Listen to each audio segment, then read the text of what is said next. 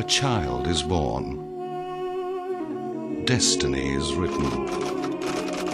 And the past becomes a prologue for the future.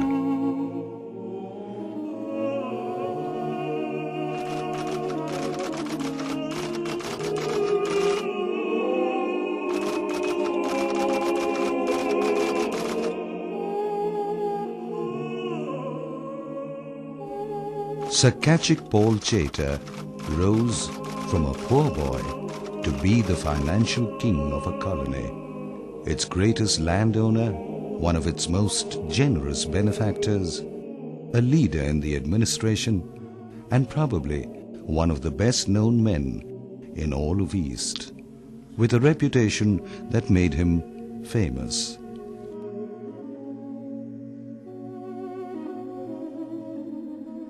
Memory must be flowing in the blood of these present-day Calcutta Armenians. Their ancestors had come here long ago and settled down in this city.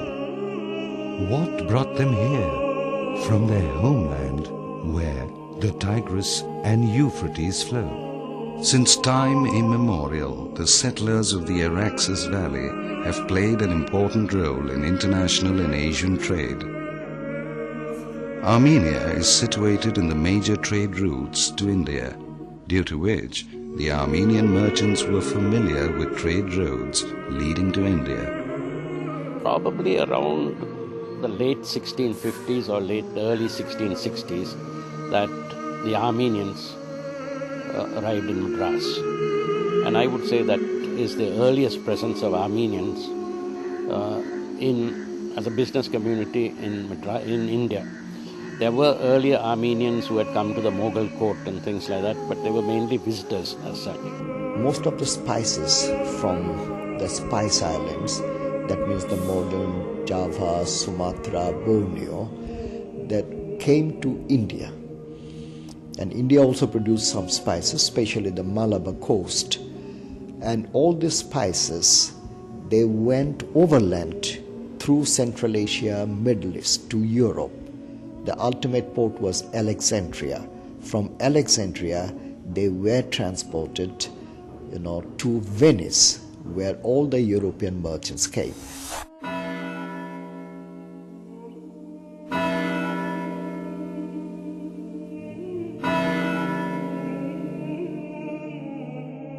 Historical evidence says that the Armenians were settled in and around Calcutta even before the city founder Job Chanak came here.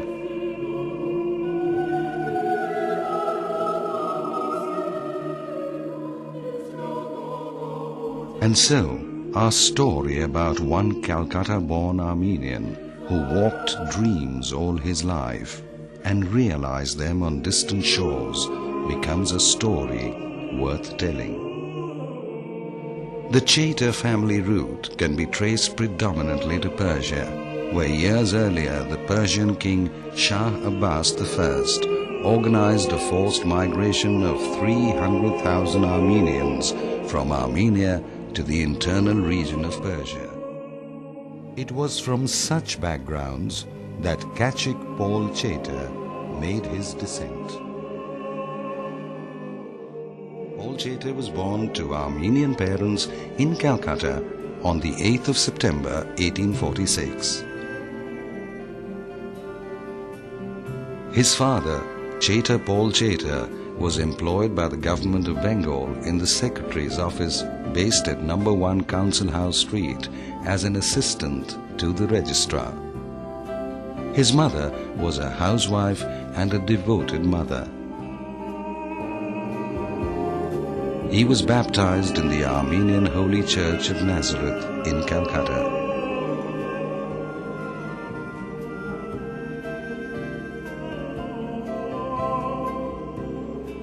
Aga Kachik Arakel, his great-great-grandfather from his mother's side, from whom he had borrowed his name, was a true aristocrat.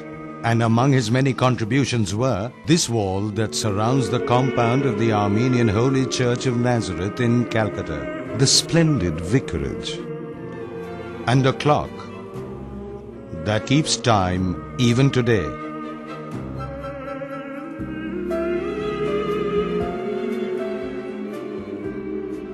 Chater was orphaned when he was 9.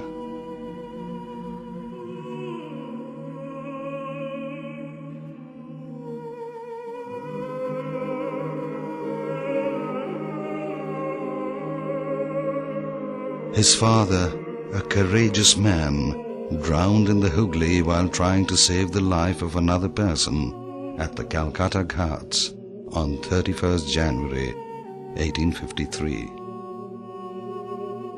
And 2 years later, he lost his mother.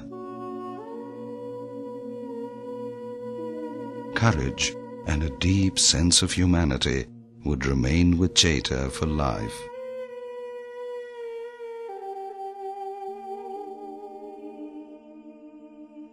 A year after his mother's death, young Chater, through the influence of a family physician, was admitted as a foundationer to La Martiniere School, Calcutta in 1856.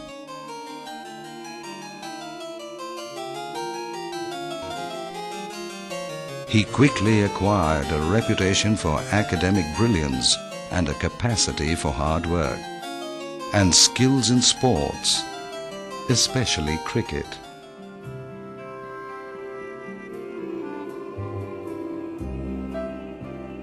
Paul Chater was all of 18 years old and fresh out of school when the call came from Hong Kong, then being transformed into the brightest jewel of the British Empire. It was as if a door had opened in the young man's life. He had a sister, Anna, and a husband, Dr. Jordan, already settled in Hong Kong. His brothers and sisters all encouraged him to go. He probably did not know it then, but he was stepping onto a path from which he would never look back.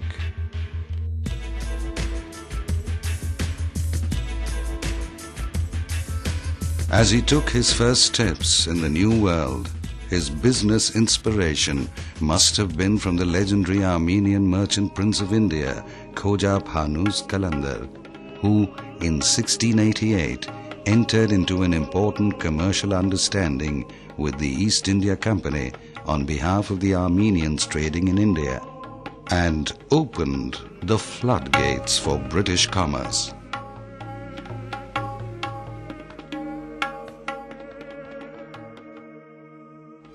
Indeed, Hong Kong was a prospering town in those days, the second largest port in the world, trading houses and foreign companies doing phenomenal business. For young Chater, it was indeed the chosen land. Paul Chater came here at the age of 18 in 1864, and in those days it was a pretty unruly place. Of course, the British had occupied Hong Kong down there at Possession Point on January the 26th, 1841. And it was unruly, and they used to say that in those days the nearest lawyer was in fact in Calcutta. There were no lawyers here at all. There were no such people as chartered accountants. The first chartered accountant didn't come here until 1901. On the 1st of April 1864, he was appointed as an assistant in the Bank of Hindustan, Japan and China, on a salary of $50 a month. By end 1864, he received a raise to $100. Fortune had already turned her benevolent eye on Chater. He struck up a friendship with the Sassoons, one of the pioneer founders of Hong Kong-Shanghai Banking Corporation. And it was to launch him on his career as an exchange and bullion broker. 2 years later, in 1866, Chater left the Bank of Hindustan and started as an exchange and bullion broker with his savings. In fact, in the very first month of trading, he earned $600. The ebb and tide of the dollar had fascinated Chater during his days at the bank. And now he was ready to start a unique partnership with a dynamic personality, close friend, colleague and fellow Indian, Hormushy Nauroji Modi. Modi had reached Hong Kong from Bombay in 1860, 4 years before Chater. Well, they became very good friends, but they first met at the Bank of Hindustan, where they both were working together in the same similar positions as clerk. But they struck up a friendship straight away. They obviously had a lot in common. They both came from they both came from India. They were clearly contemporaries. They had the similar thoughts, and they decided to set up a business called Chater and Modi, and it encompassed pretty well almost everything really. Land purchasing, businesses generally, and as they progressed through their lives, everything seemed to mirror each other. Their partnership became one of the best and most rewarding of relationships. In 1868, Paul Chater and Modi formed a company between them. Chater and Modi first became brokers on the Hong Kong Stock Exchange and Hong Kong Gold Bullion Market, and they were instrumental in laying the foundation for the stock exchange to become the second largest in Asia, and the gold bullion market to become the largest, ranked fourth in the world. Both Paul Chater and Modi shared an interest in racing horses. Paul Chater attended his first race meet in 1865. In fact, it was he who introduced Modi to it. Both owned a stable in 1872. Paul Chater raced as Mr. Paul, while introduced Modi to it. Both owned a stable in 1872.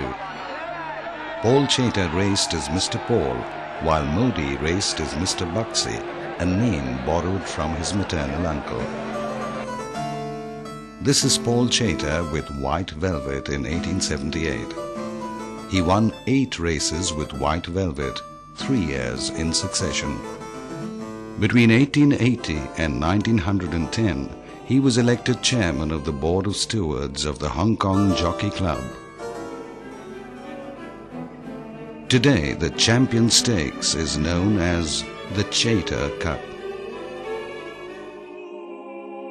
Chater and Modi were men who thought beyond borders.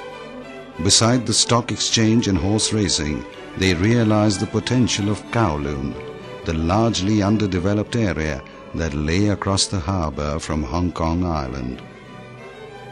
They chose real estate development as their next business venture, and they hit the jackpot. Kowloon Wharf and Godown Company were the first Chater companies in this venture. Substantial real estate holdings in several high-growth areas followed, and the range had a lot of variety. From banks to dairy farms and cold storages, ferry services to tramway transportation, hotels to electrical utilities. It was Chater who pioneered the 57-acre prior reclamation scheme in Central District, which would become one of the most valuable built-up land areas in the world today. In 1888, encouraged by the successful completion of his Kowloon project, Paul Chater made a trip to London to lobby for the permission for his waterfront and prior reclamation scheme. He formed a partnership with James Johnstone Keswick to launch the Hong Kong Land Investment and Agency Company, better known today as Hong Kong Land. The reclamation started in 1890 and was completed in 1904. and he was awarded his own road, Chater Road.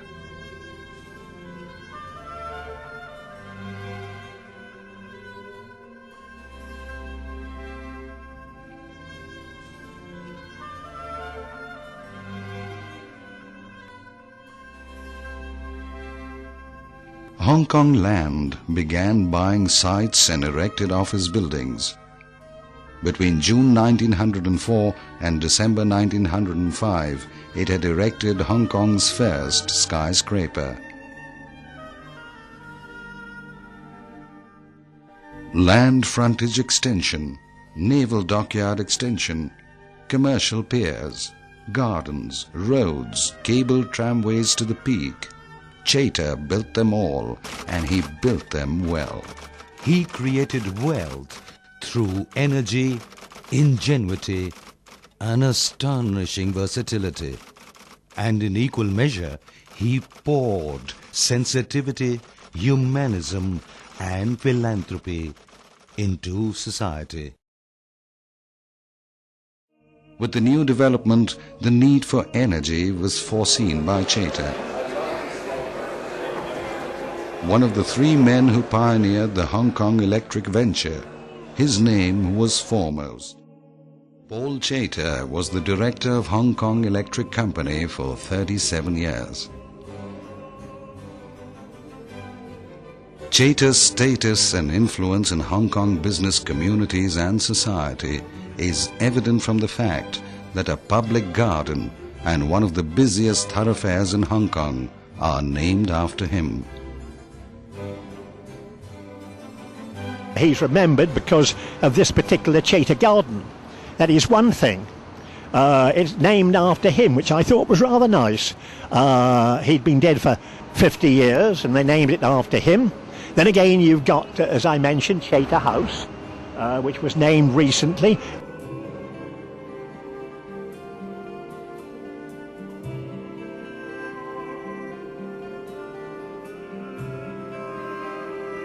Chater's astonishing energy and versatility is seen in another Chater Modi venture in 1892, mining coal in French Indochina, present-day Vietnam, which went on to become one of the truly successful commercial undertakings in the history of French Indochina. In 1892, the grateful French government made Kachik Paul Chater a member of that much-coveted order, Légion d'honneur. The young Armenian from Calcutta had by this time become quite a legend in Hong Kong. He led in every area. He was enormously wealthy, and his generosity towards every good cause matched the largeness of his spirit. For 20 years, he served as unofficial member of the Legislative Council of Hong Kong Administration and was the first unofficial member to be appointed to the Executive Council in 1896. With his position in the administration of Hong Kong, it allowed him to fulfill his desire and vision to develop Hong Kong and give its citizens a better opportunity in all spheres of life. His amazing alchemy brought development into life. He championed any humanitarian or noble cause that came his way. Yet he staunchly maintained the integrity of a gentleman. He was indeed one of the keepers of destiny. Devotion as a Freemason made him past master of Victoria Lodge and district Grand Master of the District Grand Lodge of Hong Kong and South China from 1881 to 1909. And he was the only resident Far Eastern Mason to ever be honored with the 33rd degree in the English Constitution. So meaningful were his contributions that on retirement, the craft established the Chater Masonic Scholarship Fund Trust in memory of his leadership.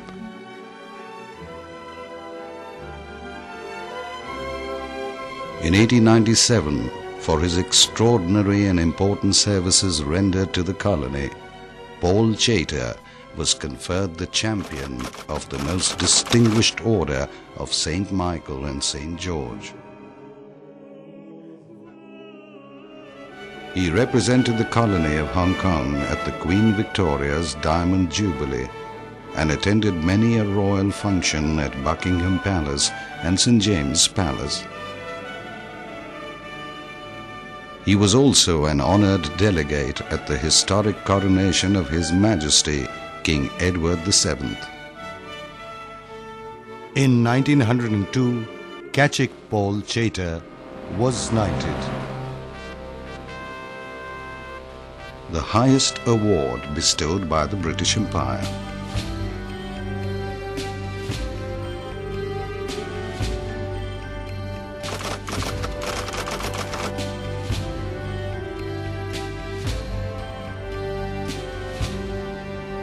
For Sir Chater, it wasn't enough to have a good idea, devote a lot of energy, and to make a lot of money. He wanted to contribute even more, and that left him little time to devote to romance.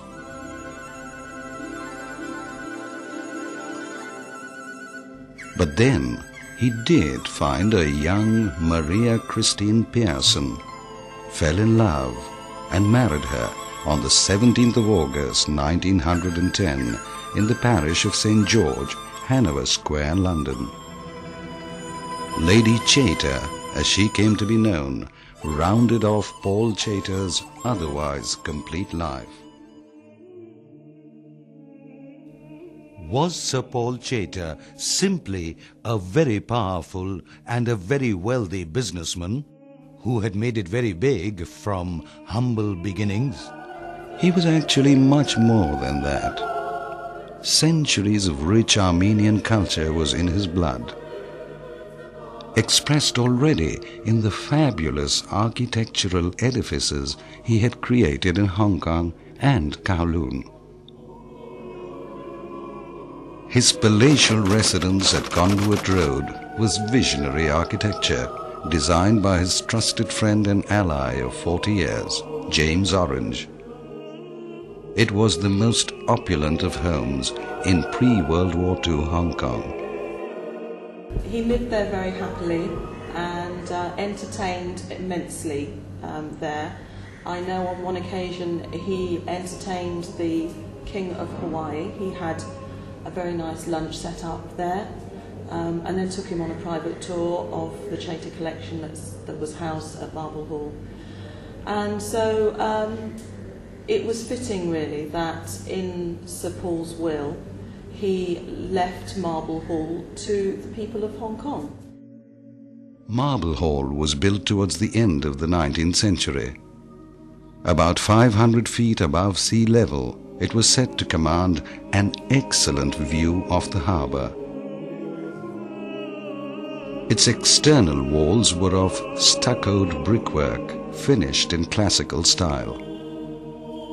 The beautiful marble used in its construction was specially quarried in Greece and Italy and polished in Belgium before being shipped to Hong Kong.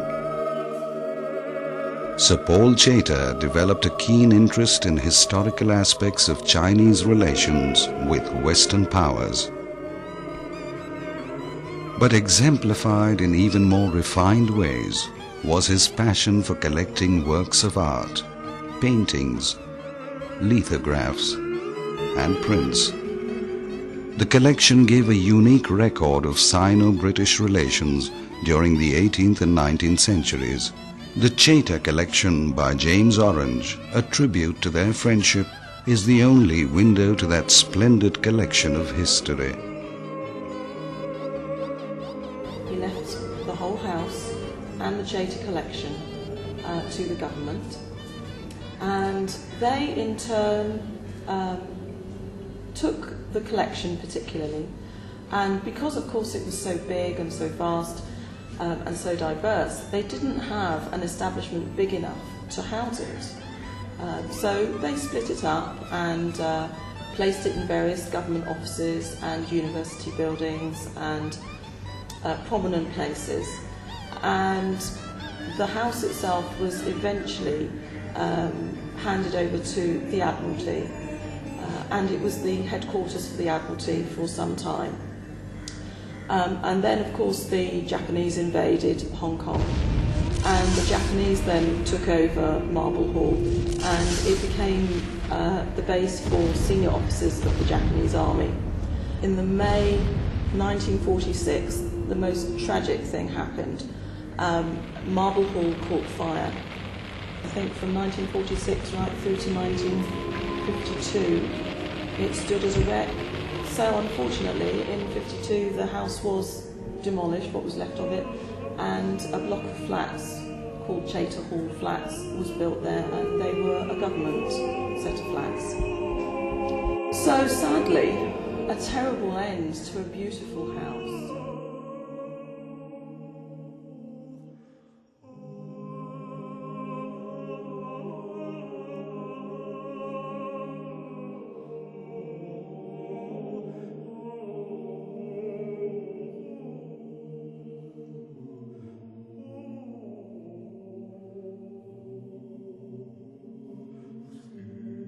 Sir Paul Chater's life, though virtually unknown to most of us today, was one of fame, fortune, vigor and charm. But generosity and benevolence seemed to overwhelm all these assets. If his great-grandfather made a significant contribution to the Armenian church in Calcutta, Sir Paul Chater went much further with St. Andrew's Church, where he attended divine service every Sunday in Hong Kong. This church was erected entirely at his expense in 1905, and just 4 years later, the old vicarage was built, a further gift from the great man. Around 1924-25, Sir Chater's old school La Martiniere in Calcutta was in the grip of a financial crisis that threatened to close it down forever.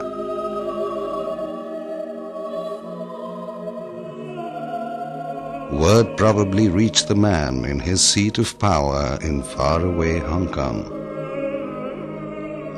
Because suddenly, like a gift of God, the school received 11 lakh rupees from him, and the school survived.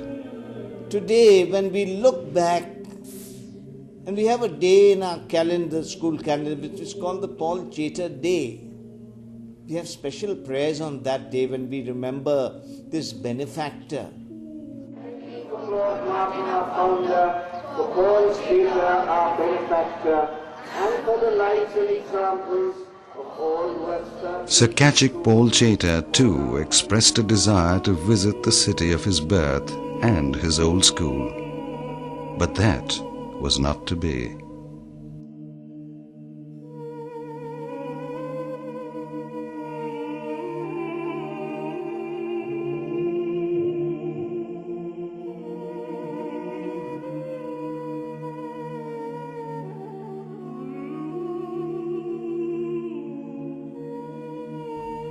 Sir Paul Chater was laid to eternal rest on the 27th of May 1926 in the city that he had helped build.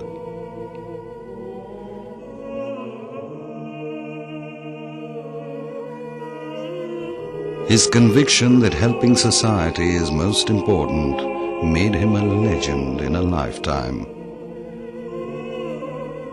Sir Chater's life is an astonishing journey in search of global character. The sum of many separate regional and cultural identities. To know him is to know the world in microcosm.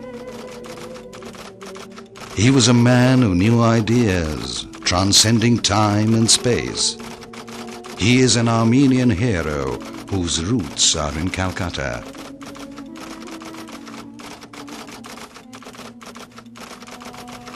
If this thought shines through this biography, it is because of the awesome life of the most honorable Sir Kachik Paul Chater.